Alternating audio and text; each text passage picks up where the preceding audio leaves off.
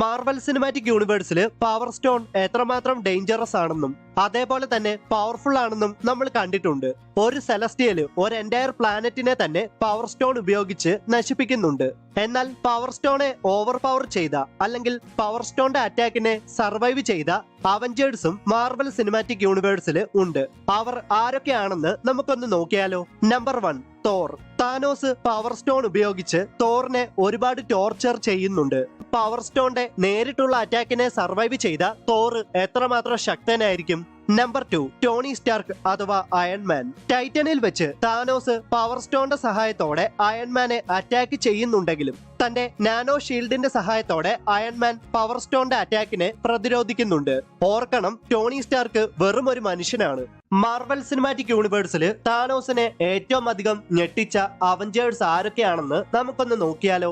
Avengers infinity വാറില് doctor strange transmutation spell ഉപയോഗിച്ച് താനോസിന്റെ അറ്റാക്കിനെ പ്രതിരോധിക്കുമ്പോൾ താനോസ് നന്നായിട്ട് ഞെട്ടുന്നുണ്ട്. പിന്നീട് മൈൻഡ് സ്റ്റോൺ എടുക്കാൻ വേണ്ടിയിട്ട് വക്കാണ്ടയിലേക്ക് എത്തുന്ന താനോസിനെ വെറും ഒരു മനുഷ്യനായ ക്യാപ്റ്റൻ അമേരിക്ക തന്റെ കൈ ഉപയോഗിച്ച് തടയാൻ ശ്രമിക്കുന്നത് കണ്ടിട്ട് താനോസ് ഒന്ന് ഞെട്ടുന്നുണ്ട്. എല്ലാ ഇൻഫിനിറ്റി സ്റ്റോൺസും കൈക്കലാക്കിയ താനോസിനെ തോറ് സ്റ്റോം ബ്രേക്കർ ഉപയോഗിച്ച് വെട്ടുമ്പോഴും താനോസ് ഒന്ന് ഞെട്ടുന്നുണ്ട്. അവഞ്ചേഴ്സ് എൻഡ് ഗെയിമില് വാണ്ട മാക്സിമോഫ് കെയോസ് മാജിക്കിന്റെ സഹായത്തോടെ അതിക്രൂരമായിട്ട് താനോസിനെ അറ്റാക്ക് ചെയ്യുമ്പോൾ താനോസ് ഞെട്ടുന്നുണ്ട്. പിന്നീട് ക്യാപ്റ്റൻ മാർവല് തന്റെ മദർഷിപ്പ് പൂർണ്ണമായിട്ടും നശിപ്പിക്കുമ്പോൾ താനോസ് ഞെട്ടുന്നുണ്ട്. അവസാനമായിട്ട് താനോസിന്റെ പക്കൽ നിന്ന് ഇൻഫിനിറ്റി സ്റ്റോൺസ് കൈക്കലാക്കിയ ടോണി സ്റ്റാർക്ക് സ്നാപ്പ് ചെയ്യുമ്പോഴും താനോസ് നന്നായിട്ട് ഞെട്ടുന്നുണ്ട്. മാർവൽ സിനിമാറ്റിക് യൂണിവേഴ്സിൽ താനോസിനെ തോൽപ്പിക്കാൻ സാധിക്കുന്ന പവർഫുൾ ആയിട്ടുള്ള ഒരു വില്ലൻ ഉണ്ട്. താനോസിന്റെ വിശ്വസ്തനും താനോസിന്റെ ചിൽഡ്രൻസിൽ ഒരാളും ബ്ലാക്ക് ഓർഡറിന്റെ ഒരു മെമ്പറുമായ എബണി മൗ ആണ് ആ വില്ലൻ. ടെലികൈനസിസ് ആണ് എബണി മൗവിന്റെ പ്രധാനപ്പെട്ട പവർ.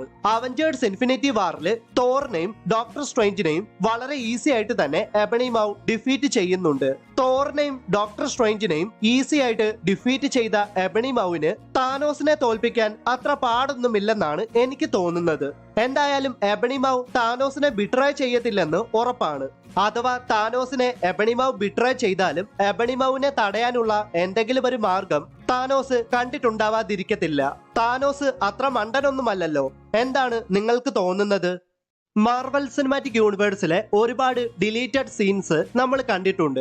അതിൽ ചില ഡിലീറ്റഡ് സീൻസ് കാണുമ്പോൾ നമ്മൾ തന്നെ വിചാരിക്കും, ഭാഗ്യമായി ഈ സീനൊന്നും സിനിമയിൽ വരാഞ്ഞതെന്ന്. അല്ലെങ്കിൽ ചില ഡിലീറ്റഡ് സീൻസ് കാണുമ്പോൾ ഷെടാ ഈ സീനൊക്കെ സിനിമയിൽ ഉണ്ടായിരുന്നെങ്കിലെന്ന് നമ്മൾ ചിന്തിച്ചിട്ടുണ്ടാകും.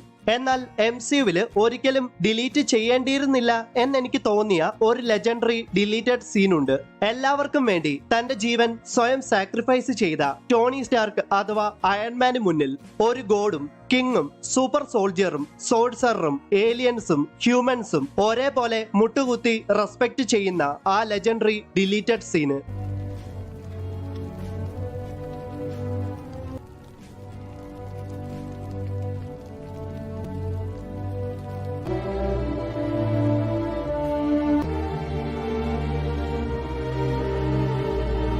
മാർവൽ സിനിമാറ്റിക് യൂണിവേഴ്സിൽ ഒരുപാട് ക്യാരക്ടേഴ്സിന് അവരുടെ കൈകൾ നഷ്ടപ്പെടുന്നുണ്ട്. അയൺമാൻ 3യുടെ അവസാന ഫൈറ്റില് ടോണി സ്റ്റാർക്ക് ആൽഡ്രിച്ച് കില്ലിയന്റെ ഇടത്തെ കൈ വെട്ടിക്കളയുന്നുണ്ട്. തോർ ദ ഡാർക്ക് വേൾഡില് സ്വാർട്ടൽഹെയിമിൽ വെച്ച് ലോക്കി തോറിന്റെ വലത്തെ കൈ വെട്ടിക്കളയുന്നുണ്ട്. ക്യാപ്റ്റൻ അമേരിക്ക ദ വിന്റർ സോൾജിയറില് ട്രെയിനിൽ നിന്ന് വീണ ബക്കി ബാൺസിന്റെ ഇടത്തെ കൈ നഷ്ടപ്പെടുന്നുണ്ട്. ഗാർഡിയൻസ് ഓഫ് ദ ഗാലക്സിയില് സാൻഡറിൽ വെച്ച് ഗമോറ ഗ്രൂട്ടിന്റെ 2 കൈകളും വെട്ടിക്കളയുന്നുണ്ട്. അവഞ്ചേഴ്സ് ഏജ് ഓഫ് അൾട്രോണില് അൾട്രോൺ ഉളിസിസ് ക്ലോയുടെ ഇടത്തെ കൈ വെട്ടിക്കളയുന്നുണ്ട്. ആന്റ്മാൻ എന്ന മൂവിയുടെ അവസാന ഫൈറ്റില് യെല്ലോ ജാക്കറ്റിന്റെ ബോഡി മൊത്തം ഷ്രിങ്ക് ആകുന്നതിന് മുൻപ് യെല്ലോ ജാക്കറ്റിന്റെ കൈകളാണ് ഷ്രിങ്ക് ആകുന്നത്. ഇനി മറ്റൊരു ഫാക്ട് എന്താണെന്ന് വെച്ചാല് ഈ പറഞ്ഞ ക്യാരക്ടേഴ്സിന്റെ എല്ലാം കൈകൾ നഷ്ടപ്പെടുന്നത് മാർവൽ സിനിമാറ്റിക് യൂണിവേഴ്സിന്റെ ഫേസ് 2-ലാണ്.